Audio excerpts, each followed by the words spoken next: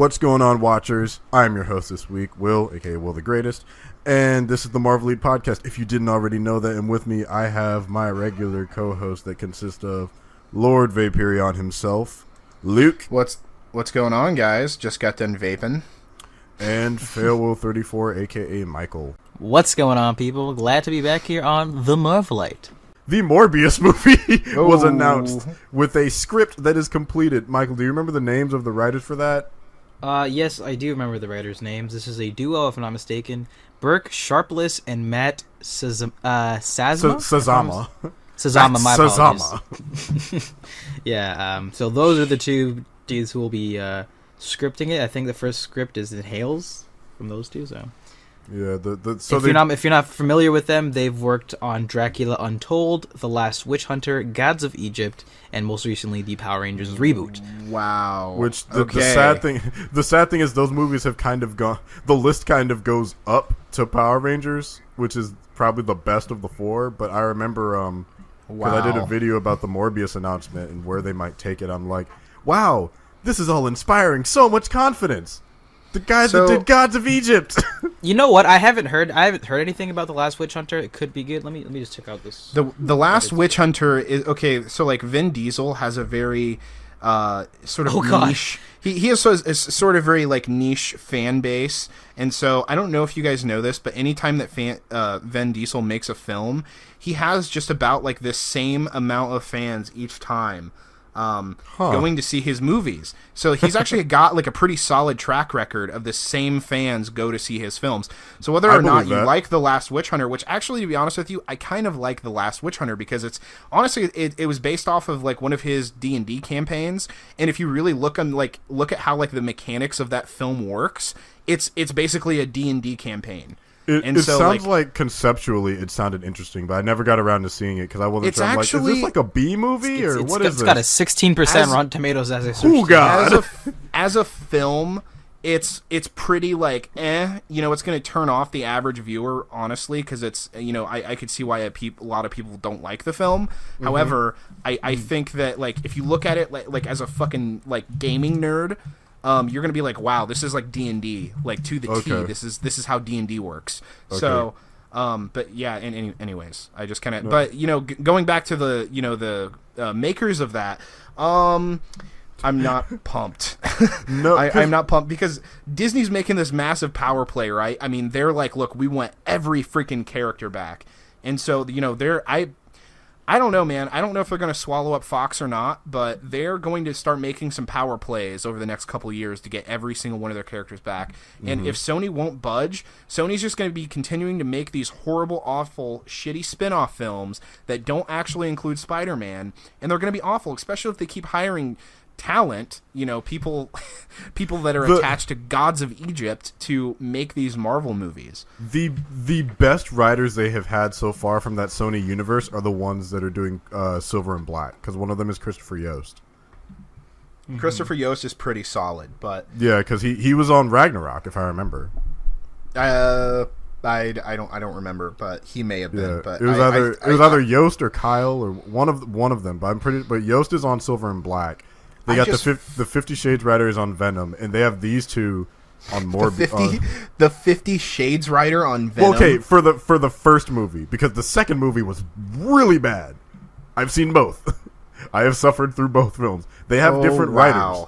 They have different. Like the writer who did the first movie tried to improve it, and it still sucked. But she also did that movie about I think it was Saving Mr. Banks, which I think had to do with like Walt Disney and stuff. Yeah, or was it Mary Poppins? Something like that. But that one got good reviews. 50 Shades. Yeah. And then you know what I'll say? God. Morbius being a movie kind of out of nowhere. That being said, they got Silver and Black in the works and this Venom solo movie. I mean, go for it. Why not? God damn it! Let's see how it goes. Morbius could work as a movie, but it needs good writers behind it. The Mummy could work as a movie, but the writers they got probably sucked ass. That's why no one saw it. Okay, Morbius 1 he's not really a villain. He's not really an anti-hero. If anything, he's just a dude. He's kind of like chaotic neutral, and I'm going by D&D mechanics here again. He's not really evil, he's not really good. He's been known to do bad things. He's been known to do good things. He's a little in between. And, I don't know who... Are they going to have a villain? Is Morbius going to be the villain? How are they going to spin vampires? Is he going to be the only vampire that exists in the entire world? Is he going to be a genetic experiment vampire? Is he going to be a traditional vampire? Because they've done several different origins for Morbius before, just depending on the writer and what universe or, what else world it's set in. Also, I fail to see how you're going to do a Morbius movie without, other vampires, because he's largely attached to Blade. He's largely attached to Spider-Man. It doesn't make any sense. Is Morbius going to be attached to Silver and Black? Is it going to be attached to Venom? Is it... I don't know what is it just another standalone spinoff, like a one and done? How are they planning on... All we know is that the script was submitted and those are who the writers are. And I'm like, look, that Marvel inspires no confidence. Sony no longer has Blade. No. Marvel has him. Marvel has Blade. Sony has Morbius. I don't understand how they're going to do that.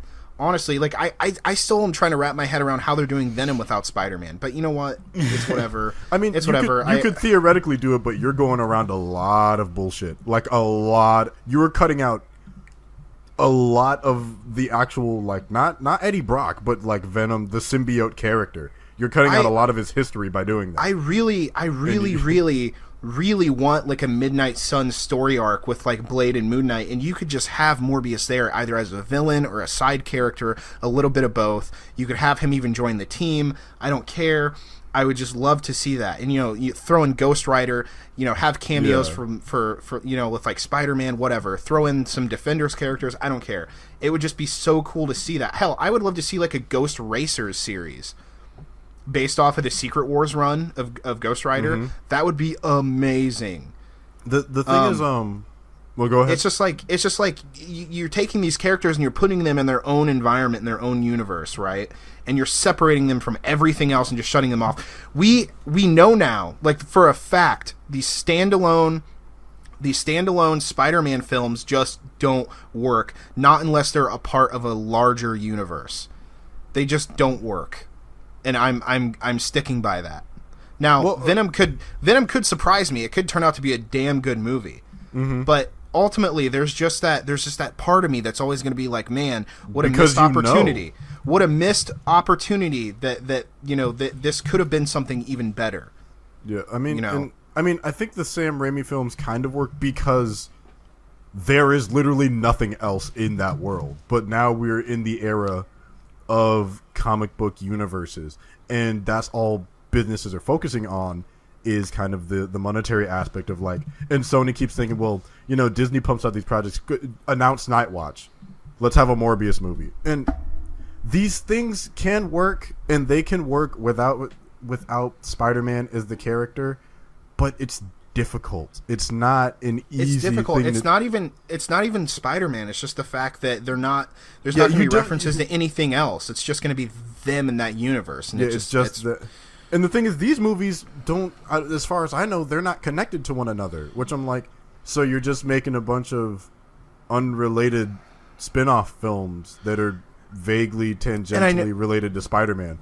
Which I'm I know that, you can do that, but here's the thing. They did the same thing with Ghostbusters, where it wasn't a sequel. And the weird thing is, it probably would have worked better if it was. And I saw it was a mediocre movie, but it would have worked better if it was. It's here's the thing. Those were in the 80s, those weren't real. So let's people are gonna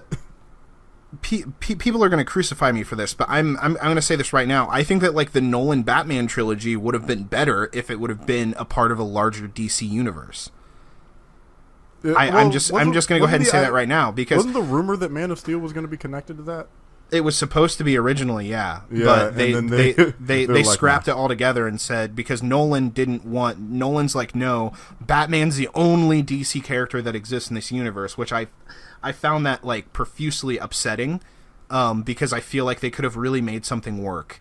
But you know, shit happens, I guess. But you know, like, people are going to disagree with me on that, you know, because I think that those Batman stories that Nolan made, they're good stories. I just don't necessarily think that they're a good, like, DC Batman story.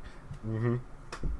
Because they could have been better if they would have been a part of a larger universe. But instead they were isolated and sort of secluded. So, you know, I feel the same about, like, these Sony spin-off films that aren't going to be connected to anything. It's terrible. I never want a company to fail. Like, as much as I make jokes and stuff in our own group chats and stuff like that about, you know, the DCEU and whatnot, I don't like seeing their movies do badly. I don't like seeing Fox do badly. I don't like seeing Sony do badly. But the thing is, you can do good stories with these characters. You can do your own solo flicks. You can do movies about them own independently where they're not in an interconnected universe. That's fine. But you have to be willing to take that risk and get someone good. You can't just do this as a cash-in. Like Morbius, you can do a good movie. You can do the way I saw it is doing like a Jekyll and Hyde type film about like about someone that tries to go too far with science just to fix himself. That's how I can see you possibly doing it. Not the only way. But I'm sorry. We also need to get Mikey's opinion before we change topics. So the film basically is going to be a cautionary tale of, you know, science gone wrong. It's not like that's how I can see it going. We've seen it a bajillion times in movies already. We've already seen. You know, there's movies. There's a lot of movies that have these like really subtle political statements about the dangers of science if you're not careful. And I'm kind of getting sick of it because it's kind of becoming a cliche in Hollywood. And if this film is going to do that, it's going to be a massive spit in the face to not only Marvel fans, but the character himself, because that character deserves better than that.